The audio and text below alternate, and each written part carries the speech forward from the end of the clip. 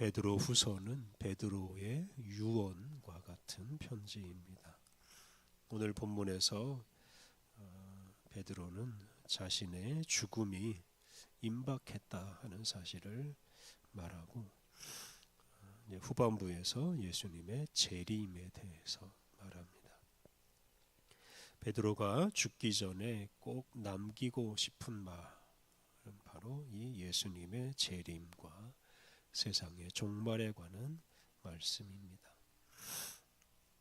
먼저 12절부터 15절에서 베드로는 자신이 세상을 떠날 때가 되었다고 말합니다. 12절 그러므로 너희가 이것을 알고 이미 있는 진리에 서 있으나 내가 항상 너희에게 생각나게 하려 하노라.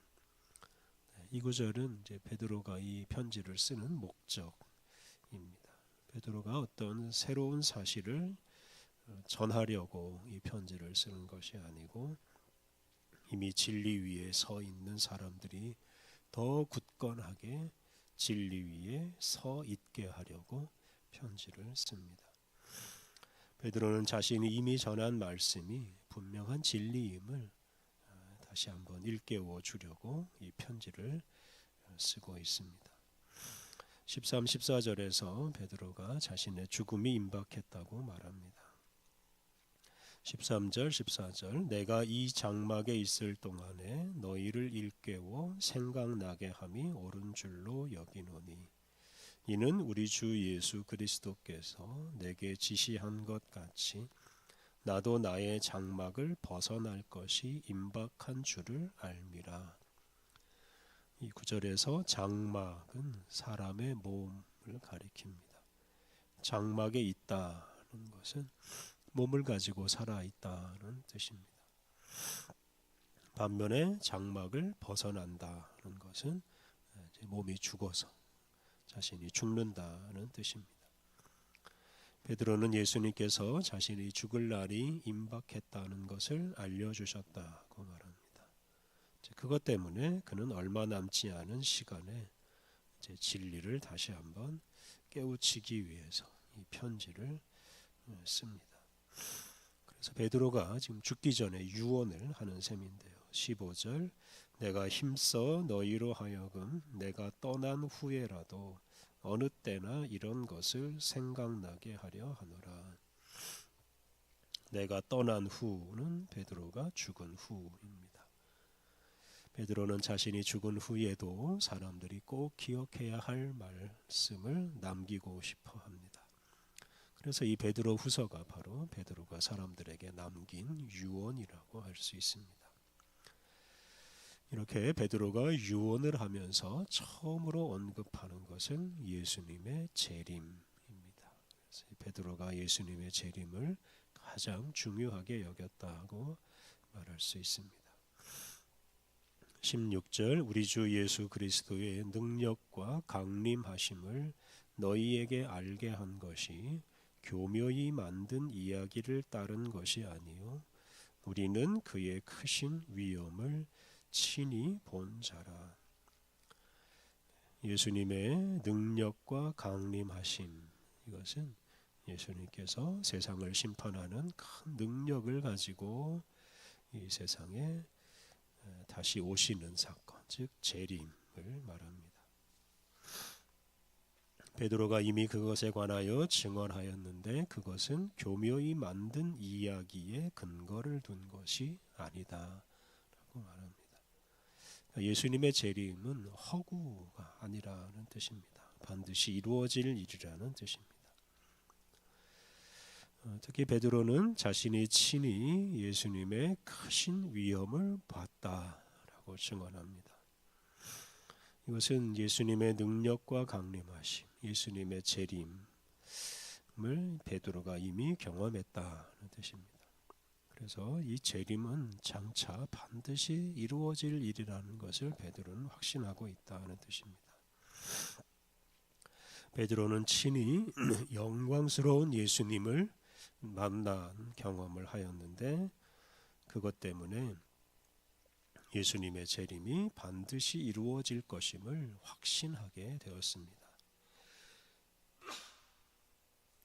17절 18절은 베드로가 예수님의 그 크신 위엄을 친히 본 이야기입니다.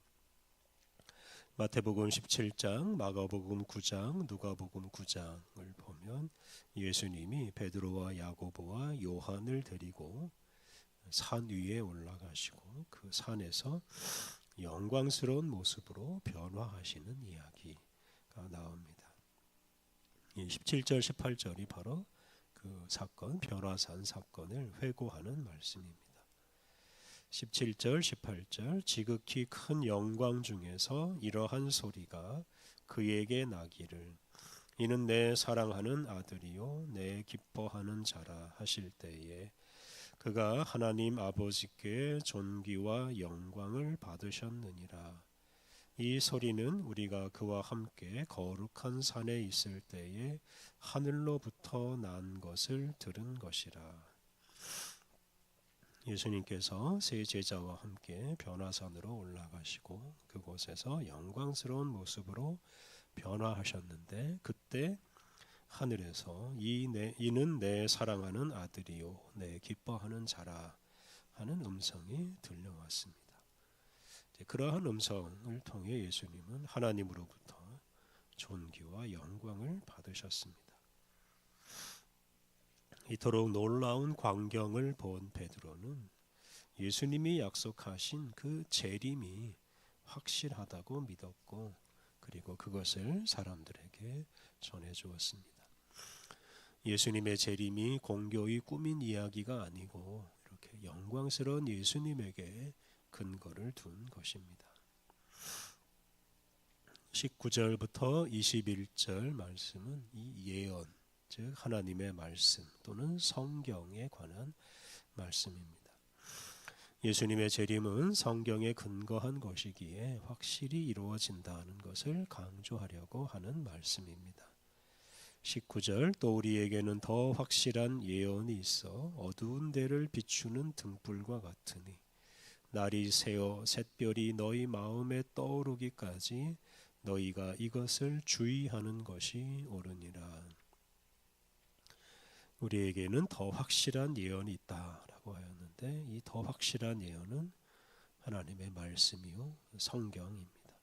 이 성경이 바로 어두운 데를 비추어주는 등불과 같습니다. 우리는 더 확실한 예언, 즉 이 성경으로 어두운 곳을 환하게 비출 수 있고 우리가 가야 할 길을 분명히 알 수 있고 또 앞으로 일어날 일도 분명히 알 수 있습니다. 특히 예수님의 재림이 반드시 이루어질 것을 우리가 성경을 통해서 알 수 있습니다. 하나님의 말씀은 또한 우리의 마음, 우리의 내면을 비추어 준다고 말합니다. 새벽녘에 비치는 그 샛별처럼 하나님의 말씀이 우리 마음에 떠올라서 우리의 마음을 환하게 비추어서 우리 자신의 모습을 깨닫게 해줍니다. 우리는 하나님의 말씀으로 우리 자신을 비추어서 어둠과 죄악을 몰아내야 합니다. 20절, 21절은 이 성경 해석에 관한 말씀입니다. 20절, 21절 먼저 할 것은 성경의 모든 예언은 사사로이 풀 것이 아니니 예언은 언제든지 사람의 뜻으로 낸 것이 아니요 오직 성령의 감동하심을 받은 사람들이 하나님께 받아 말한 것임이라. 이 구절은 성경을 자기 마음대로 사사로이 풀어서는 안 된다라고 말합니다. 자기에게 유리한 대로 또는 자기 어떤 목적을 사적인 목적을 성취하려고 성경을 풀어서는 안 된다는 뜻입니다. 왜냐하면 예언이 하나님의 말씀은 사람들이 자기 마음대로 받아 쓴 것이 아니고 성령님의 감동하심을 받아서 하나님으로부터 받은 말씀이기 때문입니다. 특히 이 신약 성경은 사도들이 예수님으로부터 받은 말씀을 모아놓은 책입니다. 베드로는 예수님으로부터 그 말씀을 받았고 그 말씀을 또한 사람들에게 전했습니다. 그러므로 예수님의 재림에 관한 말씀은 정확하고 진실한 것입니다. 사도 베드로는 이제 이 말을 하려고 이 성경 말씀을 늘 주목하라고 한 것입니다. 베드로는 자신의 죽음을 앞두고 남아있는 성도들에게 예수님이 반드시 재림하신다는 사실을 가장 먼저 알려주고 싶어 했습니다. 베드로가 이렇게 예수님의 재림을 강조하는 것은 경건한 삶을 위한 것입니다. 그리스도인은 예수님이 재림하셔서 이루실 하나님 나라를 바라보며 살아야 합니다. 베드로 전서에서 강조하였듯이 우리는 이 세상에서는 나그네처럼 살아야 합니다. 우리의 영원한 정착지인 하나님 나라를 바라보며 하나님 나라 백성답게 살아야 합니다. 우리는 하나님 나라에서 하나님과 함께 살 것이기에 단지 이 세상에서 잘 먹고 잘 사는 것에만 관심을 두지 않아야 합니다. 어제 묵상하였듯이 우리는 신성한 성품을 갖추어야 합니다. 예수님께서 재림하셔서 이 세상을 새롭게 하시고 하나님 나라를 완성하실 것입니다. 우리가 이 세상의 질서를 따르지 않고 하나님 나라 백성답게 경건하고 거룩하게 살아가야 하겠습니다. 함께 기도하겠습니다. 하나님, 다시 오실 예수님을 통해 소망을 주시는 주님을 찬양합니다. 우리 인생과 온 세상을 아름답게 완성하실 예수님을 늘 바라보며 기다리며 살게 하옵소서. 세상의 것을 더 얻으려거나 이 세상에 잘 정착하려 애쓰지 않게 하옵소서. 다시 오실 예수님과 예수님이 이루실 하나님 나라를 기다리며 하나님 나라 백성답게 살아가게 하옵소서. 거룩하신 하나님, 우리를 깨워주시고 새로운 하루를 선물로 주시니 감사합니다.